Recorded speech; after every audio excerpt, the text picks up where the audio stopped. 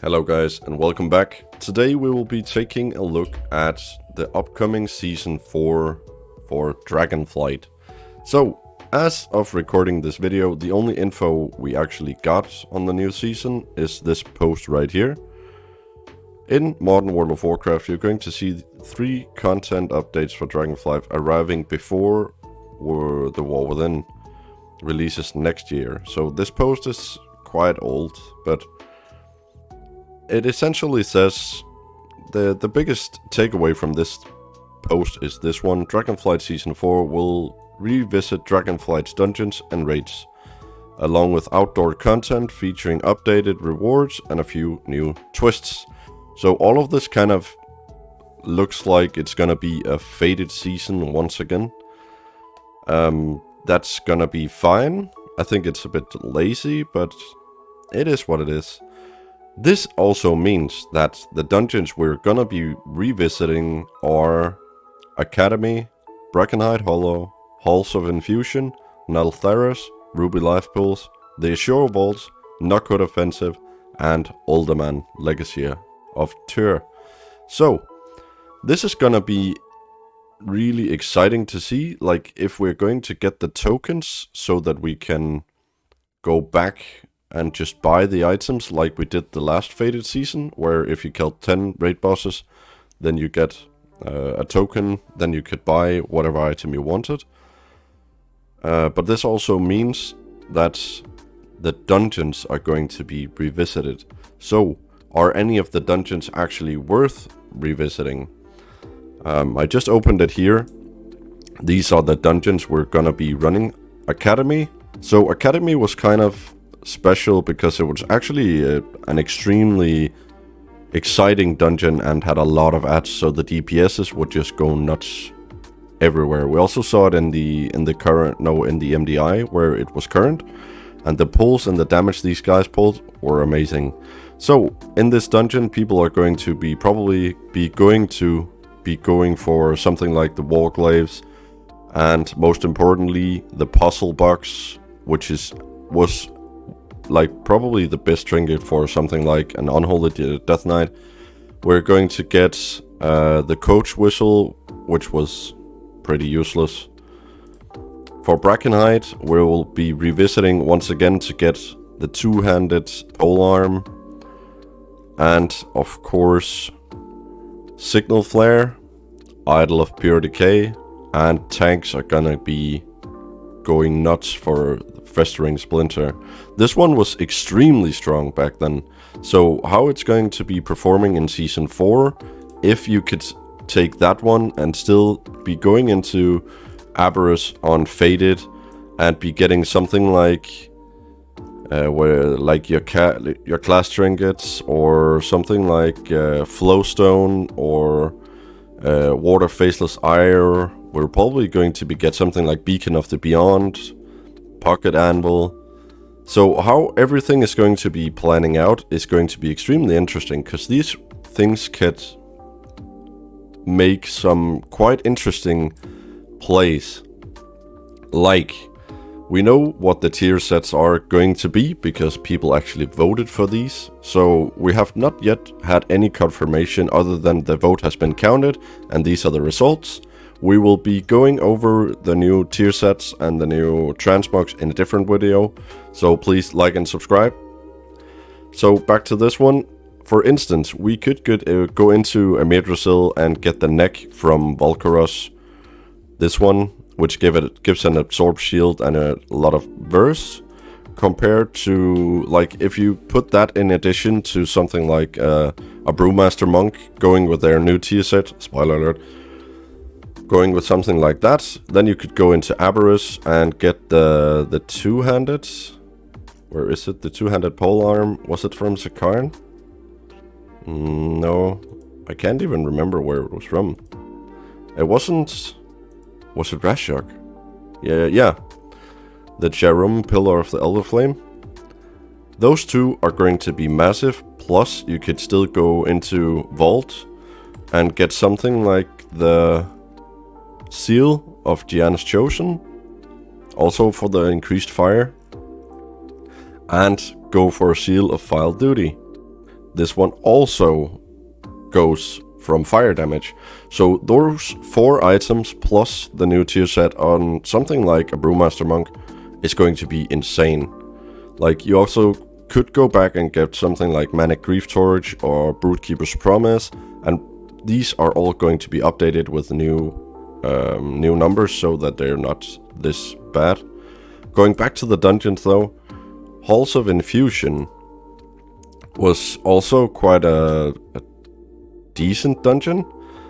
In here, people usually went for something like Iridius Fragment. It was amazing for most casters, and depending on the scaling of the next season and the affixes and stuff like that, this one is probably still going to be BIS for most casters anyway. Going into Neltharis. So in here, you could get the Forged Storm one-handed for something like Pala or Prot Warrior, or yeah. And also, you could get something like Spoils, which was an incredibly strong secondary trinket for casters or even healers, because it gave you a lot of secondary stat. Going out here again, we got Ruby Life Pool. So this one was kind of meh. It didn't really, like, it was a relatively short dungeon, and people are still running it for the 4 weekly M0s, because it's the fastest one. It had some pretty hardcore pulls in there, and you could go nuts and do a lot of damage. So in here, the only real thing is the Blazebinder's Hoof and the Ruby Whelp Shell. The Ruby Whelp Shell, people actually grinded it so much because you got a small like whelp dragon that would help you, but you could train it so that it would become bigger and more powerful. I'm really looking forward to see if that's gonna be the case again, because last time it was actually extremely strong. So we also are gonna get the Azure Vaults. Once again, this one was, yeah, I don't know. I think it was okay. Once again here, not really impressive trinkets, or like the loot from in here was decent. It was fine. You get something like the Leyline Tracer Polearm with Haste Mastery, or a Verse Mastery 2-handed Agility Staff, or Fear Striker, which was a one-handed Intellect Sword with Haste Verse.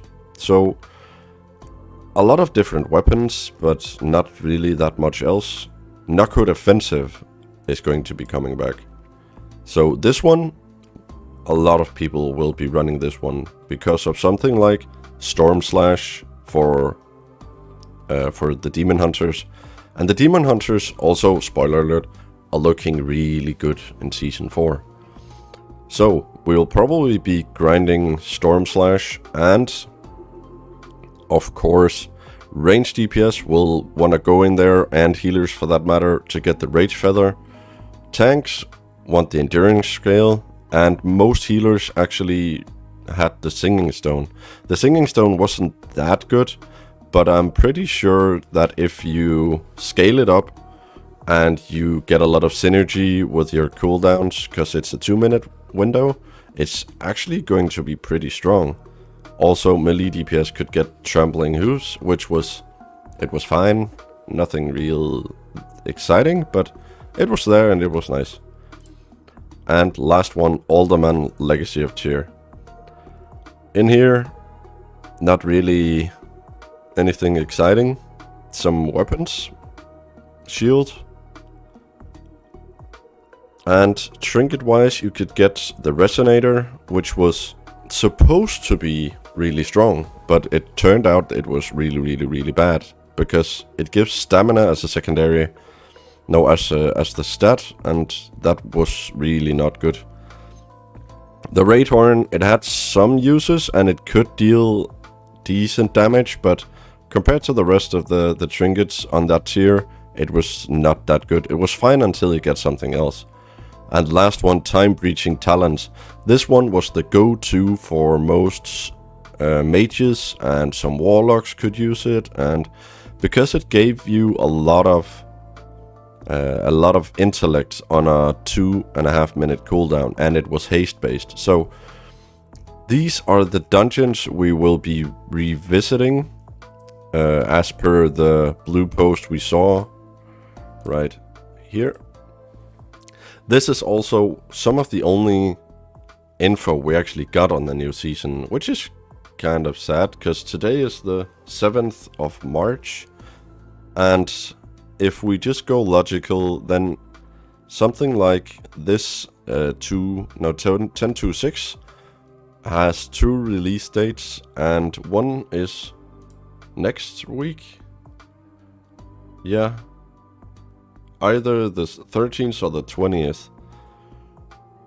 But that's at the latest, because then you also need a full season, you need the Dark Card, and in between all of this, the alpha and the beta of the War Within is going to be starting.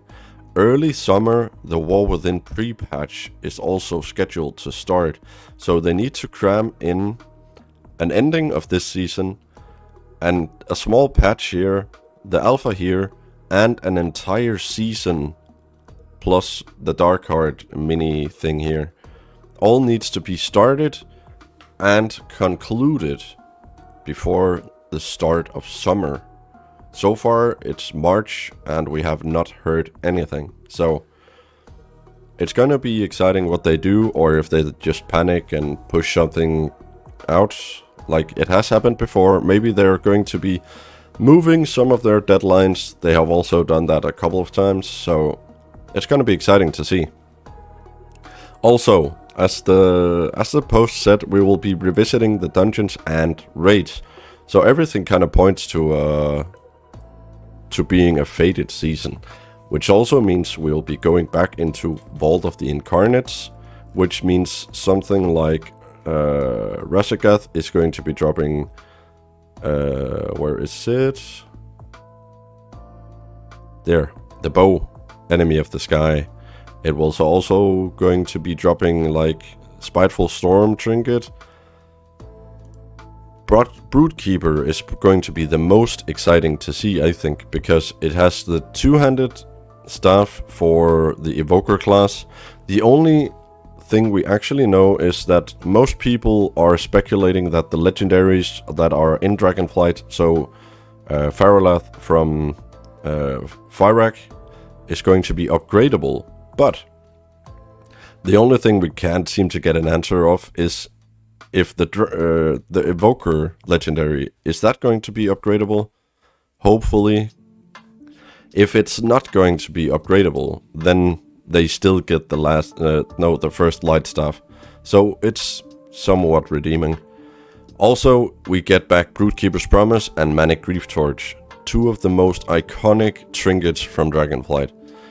The Broodkeeper's Promise, you had to have it as a healer. If you didn't have it, you were just crap. It was so strong, you couldn't run without it. So it's going to be exciting to see if they are locking people in.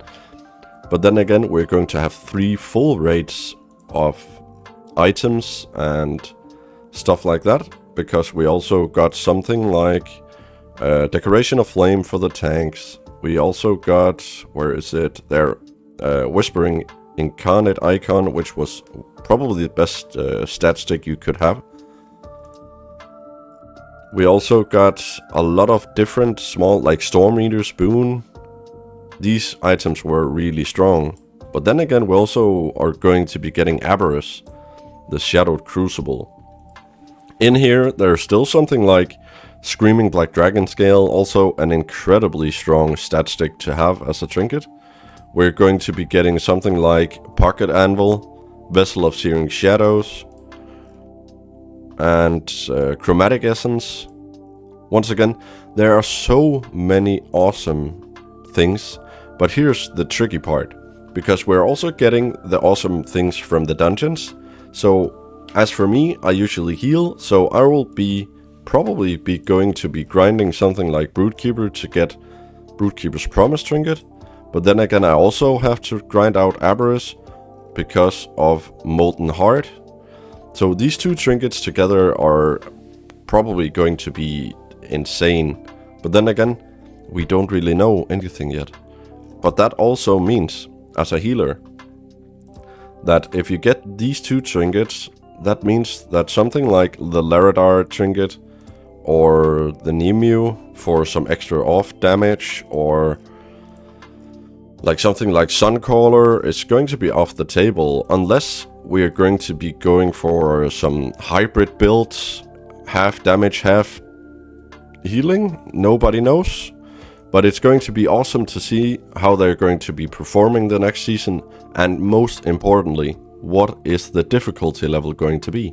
Is it going to be as hard as Season 1 or as easy as Season 3?